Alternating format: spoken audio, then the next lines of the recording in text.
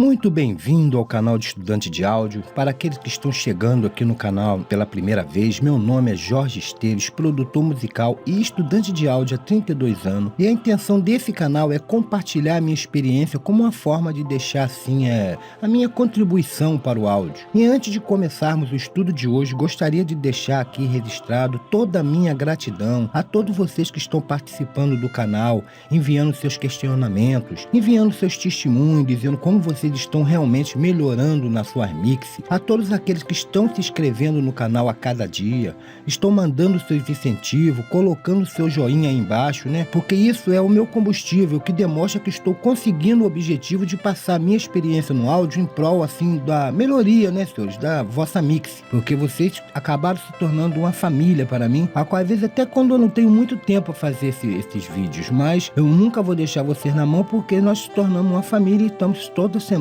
aqui estudando áudio juntos. No estudo de hoje iremos continuar a série, né, do passo a passo da mixagem, pois como eu sempre falo, esse canal aqui ele é dirigido por todos vocês e eu tenho recebido muitos e-mails me pedindo que eu continuasse a falar do passo a passo da mixagem, que eu entrei em outros assuntos e me afastei um pouco, mas vamos retornar assim como o passo a passo com outros também assuntos inerentes ao áudio. E assim sendo, hoje veremos sobre a equalização consciente do trompete. Começaremos com a história do instrumento, uma básica da sua gravação, a parte principal que é a edição consciente, e vamos falar também um pouco, uma básica assim da sua edição criativa. Primeiramente vamos conhecer então, senhores, um pouco sobre esse instrumento para que a gente possa ter um verdadeiro controle sobre o trompete, da edição, a noção básica de gravação. O trompete ele é muito antigo, ele é datado de antes de Cristo, ele nasceu da necessidade que os pastores tinham de assustar os predadores que vinham comer o seu rebanho, e lógico que naquela época eles não tinham nenhuma escala,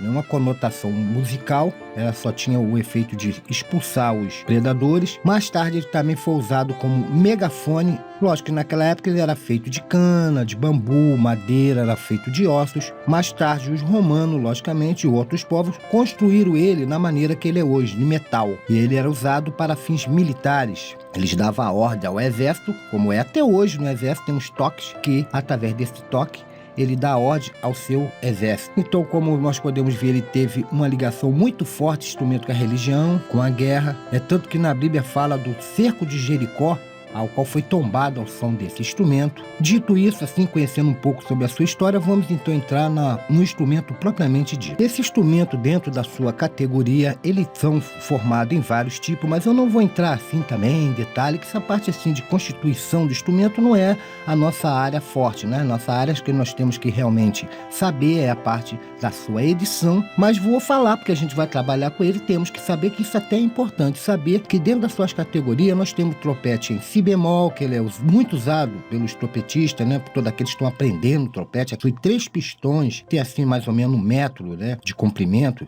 e tem uma extensão cromática. Então ele é muito usado no jazz, na orquestra, por grupo de metais como sinfônicas. Temos também, apenas a título de curiosidade, o tal do bastardo, que é um trompete muito especial, pois tem uma curva em tubo. Temos trompete de vara, também conhecido como slide trompete ou trompete soprano. Tem aquela sua haste proporcional ao tamanho do instrumento, ao qual tem 7 posições, também isso não vamos entrar nesse assunto. Temos o trompete piccolo, temos o trompete baixo, temos pocket trompete, que é o trompete de bolso, numa versão mais assim em miniatura desse trompete tradicional. Temos trompete de chaves, que é um tipo de trompete que usa chave ao invés de pistão, e ele é raramente usado hoje em dia porque os pistões, né, isso foi só no meado do século, na verdade, como passado. Então é apenas para que a gente possa entender um pouco que existe vários tipos na sua categoria, e isso quer dizer que ele muda de ponto para ponto dentro da sua edição. Por isso que eu falei essa parte da história, para entender que ele é um instrumento, senhores, bem problemático. Por quê?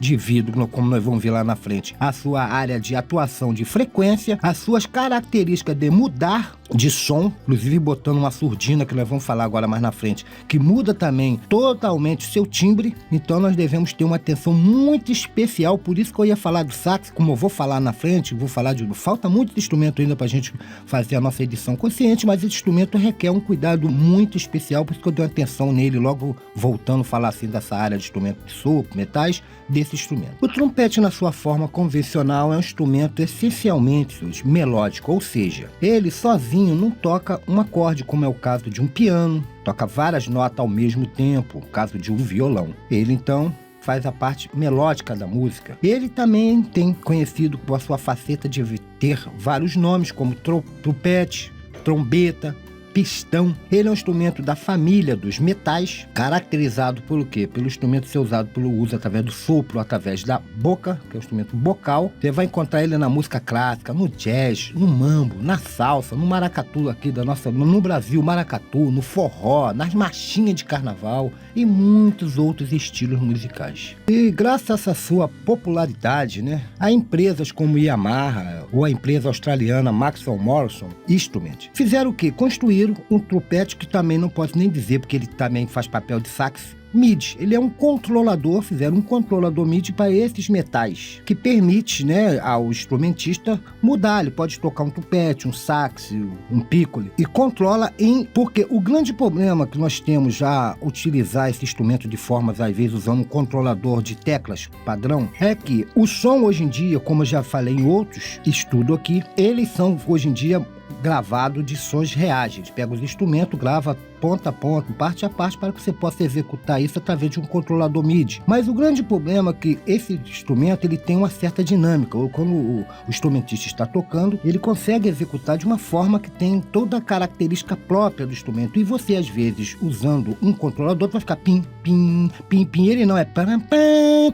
Aí o cara fala pam, pam, pam. Então, através desse controlador MIDI, você realmente vai, como se estivesse soprando o instrumento verdadeiro, irá tocar usando o timbre de qualquer tipo de instrumento de metais, como sax, trombone, tuba, qualquer coisa. Então, essas firmas fizeram esse controlador, ao qual você pode muito bem, como é o caso do piano, que você usa aquele controlador de tecla e você toca ali normalmente o órgão e outra coisa. E ele facilitou muito a vida de muitos músicos, porque através desse instrumento ele tem vários instrumentos num só, e usando hoje em dia sons reais, né, que é gravado, como eu já falei, repetindo, usando de gravações de instrumentos não virtuais, mas reais, embora exista também dentro da área muitos VSTI antigo que usa ainda aquele MIDI digital ainda. Ele é bom porque ele abrange até 10 oitavas, ele é leve, pesa só 50 gramas, tem uma tela de LCD que você pode acompanhar, ver o instrumento, fazer mudanças de transposo e outras coisas. E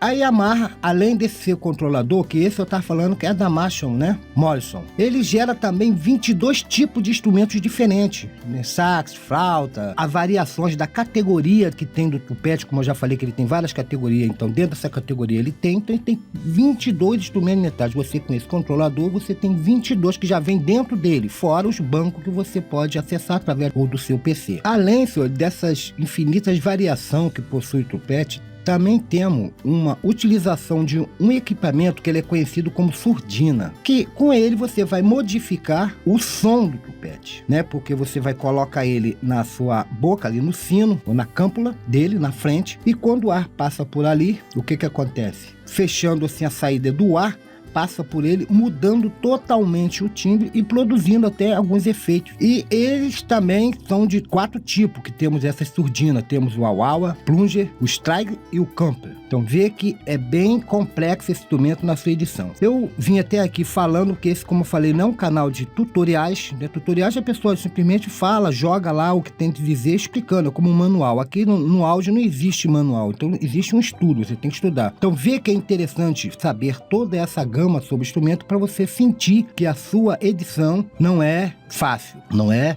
assim, chegar lá e vou fazer isso assim, assim. Então você tem que entender que é um instrumento bem complexo. Além disso, eu falei tudo isso aqui porque ao chegar um instrumentista ao seu home studio, ao seu estúdio, é interessante que o instrumentista sinta que você domina o assunto, desde a história, entendendo sobre todas as partes, que você passa uma credibilidade, uma confiança para o cliente, para o músico que está ali. Se você der uma sugestão, o camarada vai acatar, fala, pô, esse cara sabe mais do que eu, porque não a parte de toque do instrumento, mas a parte do instrumento. Ele sabe que você realmente domina a área. Por isso que eu tenho sempre uma preocupação.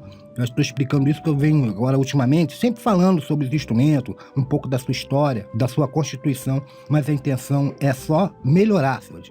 que vocês tenham um estudo realmente sobre todos os ângulos daquilo que está fazendo. Depois, senhores, de passarmos por toda essa parte do instrumento, vamos entrar então no nosso campo de trabalho, né, que é a edição. Vamos falar agora sobre esse instrumento dentro da edição, agora primeiramente na teoria, depois iremos abrir a nossa DAW e vermos isso na prática. E esse instrumento, devido ao elevado nível de pressão do som, senhores, eles podem ser produzidos, dependendo de quem toca, chegar até ao nível de 130 dB SPL, vê que ele é violento. Além disso, é um instrumento que ele é usado na região das frequências altas, e isso dentro das extensões dos instrumentos, né, que ele usa ali aquela parte aguda. E sabemos, como já fizemos estudo sobre isso, que o agudo, ele tende a ter transientes bem rápidos. E esses transientes são rebeldes, eles dão aqueles picos. Por isso que já estou entrando falando dessa parte, para a gente entrar um pouco sobre gravação desse instrumento. Então entendermos que ele é um instrumento de transientes fortíssimos, de uma dinâmica bem variada e bem variável. Então devemos ter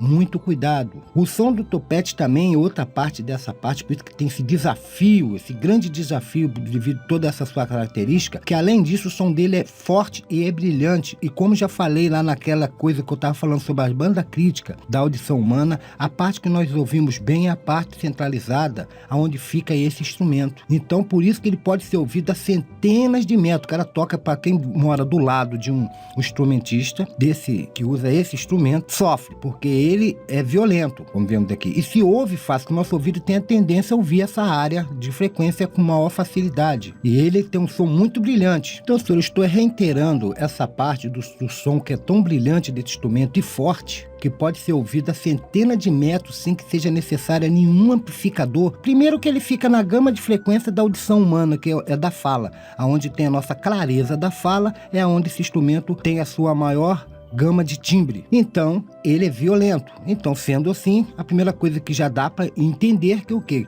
Que ao gravar devemos ter uma distância. A distância técnica é de 30 centímetros a 1 metro. Eu, pessoalmente, considero uma distância de meio metro excelente, porque você assim fica com um som mais natural, fica mais transparente. Porque se você chega com o microfone e bota muito perto, você tende a pegar muito agudo, muito estridente. Então fica muito estridente e na edição você vai ter problema. Se você bota esse também microfone muito longe, tende a pegar muito do ambiente. Então ele fica com muita reverberação do ambiente e de muitas reflexões e deflexões se o lugar onde você está gravando esse instrumento não é adequado para isso. Então, a meio metro você tem assim um ponto que não pega tantas reflexões, né? Você pega mais o som direto, pega poucas reverberação do ambiente e o som fica de uma forma natural, como é realmente o som desse instrumento. E além disso, dependendo da força, né, empregada pelo músico, se ele é aquele cara nadador que tem um pulmão danado, então é bom que você use na sua mesa o pad, ou seja, o atenuador de decibéis, variando em menos 10 dB ou menos 20 dB, para prevenir a sobrecarga, né, na entrada da sua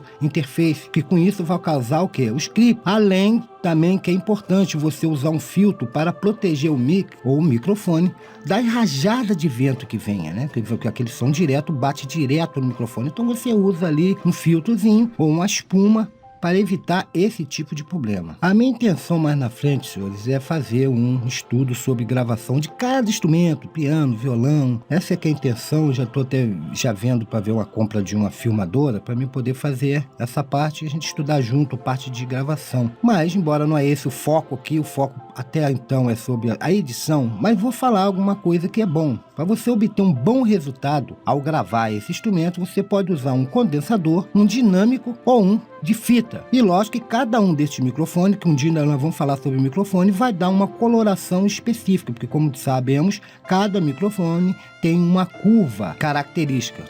Por isso que existe vários microfones, que cada um existe uma curva. Que alguns fabricantes fazem uma curva melhor para um violão, outra é para a voz, e assim por diante. E terminando quanto à distância, dependendo do microfone usado, que eu falei lá em cima, de 30, né, antes a 1 metro, né? Eu já bota meio metro, dependendo do microfone usado, né? No caso de um dinâmico, por exemplo. Mas no caso de um condense, como é o caso, você pode usar um condense que é um microfone específico para instrumento, não é muito caro, e eles são construído para ficar ali na boca do metais, ao qual você pode gravar com certa tranquilidade, porque esse tipo de microfone, ele pega essa frequência, ele é rico nessa frequência específica, né? Sendo que você vai ter que ter um cuidado na mesa, logicamente, é com a sua dinâmica, ali você controlar a dinâmica. Como está mostrado aí na foto, temos vários tipos de microfone para essa empreitada, né, que é gravar metais. A sax, temos uma variedade de instrumentos, de microfones condensadores, com diafragma pequeno, por isso que tem um diafragma bem pequeno, cuja finalidade é gravar já de perto. Por isso que esses microfones não tem um diafragma grande, eles são um diafragma bem pequenininho, para captar somente ali o som já colado à boca do nosso instrumento. Então estamos aqui com a nossa DAW aberta, lembrando que esse procedimento é usado em qualquer DAW, no Endo, Cubase, Pro Tools,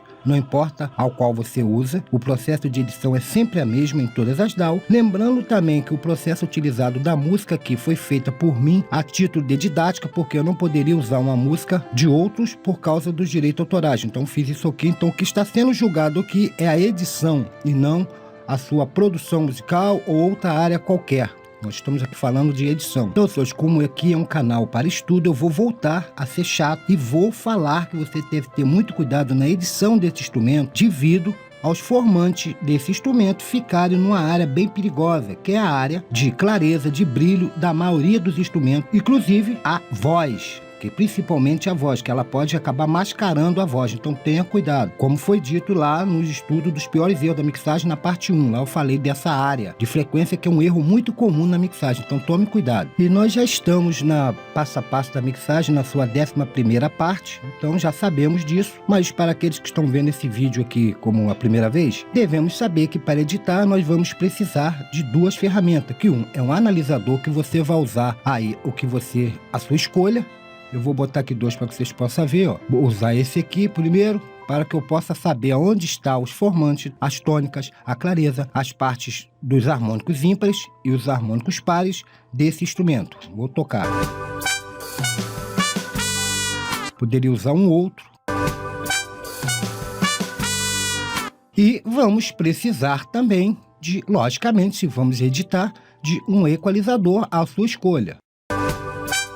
Um equalizador que, nesse caso, como esse equalizador não tem um analisador, eu precisaria, então, do caso do uso de dois, né? Um do lado do outro, para mim aqui ver como é que está funcionando a metria do áudio dentro desse instrumento e fazer as devidas correções. Então você usaria, ou como você pode usar de terceiros, um equalizador e um que já vem os dois no mesmo produto, como é o caso aqui desse Wave.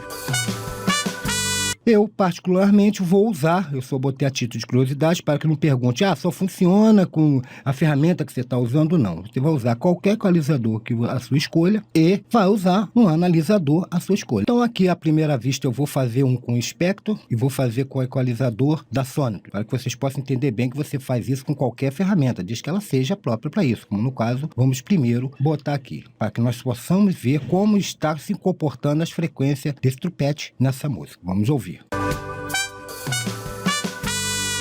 Senhores, vemos aqui, ó, que existe uma sobra de harmônicos não necessária à música. Por quê? Esse instrumento, o corpo desse instrumento fica em torno, senhores, de 120 a 300 Hz. E isso por que de 120 a 300? Porque vai depender de você usar uma surdina, né? Como eu falei, da categoria do instrumento. Então, a primeira coisa que eu vou fazer é cortar tudo abaixo de 100. Então, vou pegar meu equalizador e vou fazer um corte. Vou fazer um corte, tudo a frequência aqui até a 100. E com isso, eu já abri aqui espaço para o contrabaixo, para o bumbo, para o surdo.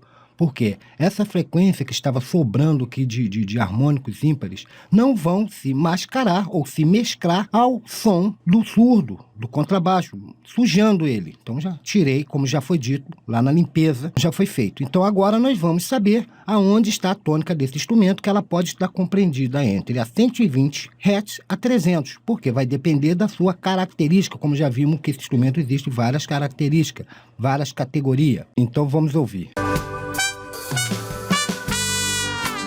Ela está chegando aqui na casa dos 280 por aí, ou seja, o corpo desse instrumento está aqui na casa dos 280. Vou subir, vou diminuir o Ki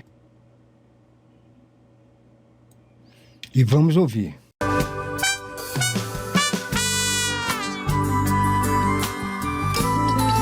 E com isso já vemos que eu vou tocar agora sem essa presença desse corpo e com. Agora com bypass, sem o equalizador. Com o equalizador. Vou agora procurar os artefatos de harmônicos ímpares que incomodam nesse instrumento, que sempre existe, através de um pente. Vou pegar aqui, por exemplo, 2, vou jogar o Ki ao máximo, vou subi-lo e vou procurar varrendo.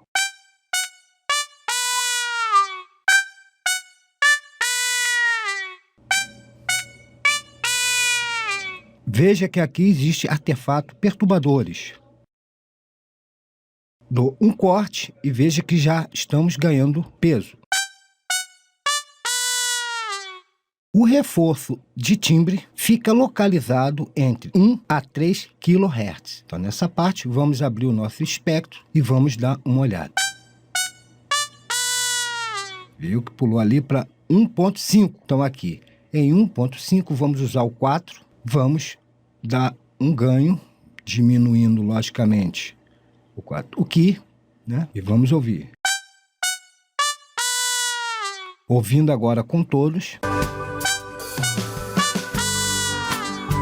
Com isso já estamos definindo o instrumento. E como eu ainda tenho que falar ainda de uma parte criativa do instrumento, eu vou acelerar mais um pouquinho, senhores. E o brilho desse instrumento, a parte brilhosa, né, daquela clareza, daquela brilhosidade toda, fica na casa entre 2 a 4 kHz. Sendo, senhores, que temos que ter cuidado com essa região, porque, como eu falei lá naquele estudo sobre os piores erros da mixagem, né, na parte 1, essa é uma área de congestionamento, onde fica as vozes, o brilho da voz, a clareza da voz, dos violões, de muitos instrumentos. Então, vê se há necessidade realmente de dar o brilho aqui. E caso o instrumento não foi bem gravado, aí sim, ó, vamos tocar.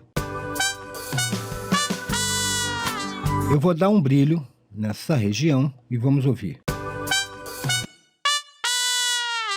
100 com, vê que ele já ficou mais estridente. No meu caso aqui, eu optaria para não dar esse brilho, que tá bom, junto. Você tem que ouvir sempre a edição, ela é feita para um todo. A edição de instrumento não é para que ele fique tocando sozinho, e sim para que ele se complemente a todo o conjunto, para que ele se assente. Como eu sempre falo, a mixagem é isso, é fazer que o instrumento se assente dentro do grupo. Vamos ouvir dentro do grupo. E como podem ver, aqui está feita a nossa edição. O mesmo fator, senhores, seria para outros tipos, mudando, né? Que aqui tem outro tipo de trupete, como eu falei, tem várias categorias. Lembrando, então, que eu não vou fazer de todas, vamos pular aqui, vou usar esse mesmo... Vamos usar aqui agora esse mesmo espectro, essa mesma ferramenta aqui. Vamos zerar esse resetar e vamos usar nesse aqui que tem a surdina e vamos fechar. E vamos fazer isso bem rápido, que eu ainda tenho que falar de uma parte importante, que é a centralização desse instrumento e dobras. Então vamos lá. Nesse caso, o trupete está usando uma surdina. Vamos ouvir aqui no espectro para ver como se está comportando as frequências. E eu não vou fazer o processo, porque o processo até aqui os senhores já sabem fazer. Vou apenas expor os erros que está acontecendo na edição aqui, no instrumento sem edição. Vamos lá. Temos aqui excesso de harmônico antes. Esse instrumento com surdina tem seu corpo, que está descendo aqui na casa quase dos 300. Corpo, na casa dos 300. E o resto do processo será o mesmo utilizado acima, que eu acabei de fazer antes desse processo. Então, não há problema nenhum, senhores. Não tem erro. O que mudou foi que saiu de lugar um pouco a frequência. E você, logicamente, através do espectro, você vai encontrar essa frequência, como eu fiz com o primeiro. Então, usando surdina ou não, o processo é o mesmo. Só olhar o que foi feito ali, o que vai mudar, variou, que um estava na casa dos 300, outro vai estar, a sua tônica vai estar na casa dos 200, e vão ficar seu corpo, né? E todo o resto vai mudar um pouco a posição, já que você mudou o timbre, tu mudou a posição das frequências. Só isso que está ocorrendo. Não há necessidade de eu ficar fazendo um por um, senão vai ser aqui um estudo de horas. E vamos passar então para o resto, que eu tenho que falar sobre um problema para não fechar isso aqui e jogar isso para vocês, que tem uma parte importante ainda que eu quero deixar aqui claro hoje. Uma consideração importante que eu devo fazer aqui é sobre equilíbrio tonal, que nem faz parte dessa parte, né? Mas vamos falar, porque já que entramos nesse instrumento, temos que dizer. Como esse instrumento, ele é de uma dinâmica de transientes bem rebelde, se ele fica centralizado, ele toma parte, como está aqui. Aqui só tem, vou aqui colocar, só está esse instrumento, eu vou botar só um trompete, e vocês veem que ele toma, ó. E se ele for com surdina, quanto mais agudo, mais poder ele tem, ó. Veja que quanto mais agudo, mais processamento, ou seja, mais dinâmica, mais audível ele é com pouco volume. Vou botar aqui a mix tocando como um todo e vocês vão ver que ele está ali. E você, eu vou diminuir que tá esse agora com a surdina, vou diminuir o volume e vocês vejam que, ó, baixa o volume, ele tá ali brigando, ele é aquele que gosta de aparecer. Então, senhores, sempre dê uma panorização nesse coisa, tira ele de centro, jogue ele sempre pro lado. O ideal, no caso, é sempre, que é usado em metais, é você... Isso aí é um procedimento, senhores, meu, porque mixagem e masterização são... Você vai trabalhando com a mixagem e masterização e vai criando suas próprias técnicas. Essa é a minha. Então não me jogue pedra, é a minha, que eu acho que sempre deu certo para mim. Eu vou cronar essa track e faço o quê? E jogo. Como é muito agudo, jogo ele, lógico, senhores, procurando ver dentro do campo estéreo como está reagindo e... Vê que ele já perde. Eu vou agora aqui acionar os dois, diminuir um pouco o volume, vou diminuir dos dois. E vejam que ele perde aquela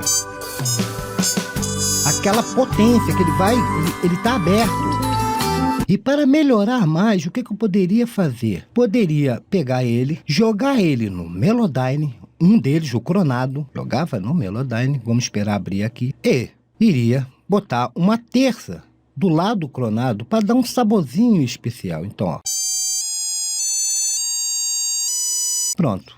Dei uma terça e agora vamos ouvir.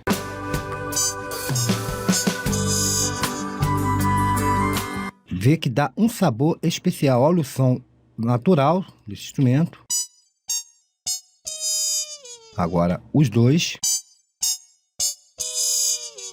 Ele aumenta o seu sabor, você botando uma terça na parte cronada e abrindo ele bem, já que é agudo, ele pode ficar bem lá embaixo, dentro da escala do campo estéreo. Bom, senhores, teria mais como falar, fazer ou usar outros métodos de pitch ou outras coisas, e aqui ainda está faltando, lógico, reverberação, está faltando compressão. Aqui nós estamos falando agora só do passo a passo da parte da edição consciente. Então vimos a edição consciente do tupete. Hoje vamos continuar os nossos estudos, indo sempre, né, para frente. Como diz o Superman, para o alto e avante. Quero agradecer mais uma vez a todos vocês, senhores, que estão aí com a gente, estudando, mandando seus incentivos. A minha ideia é fazer a gravação, como eu falei, mostrar a parte de gravação de instrumento. Tô aguardando aí, vou até comprar a câmera, a gente vai levando. Mas, tendo as suas dúvidas, mandem para mim. Que Deus abençoe a todos e até o próximo tutorial.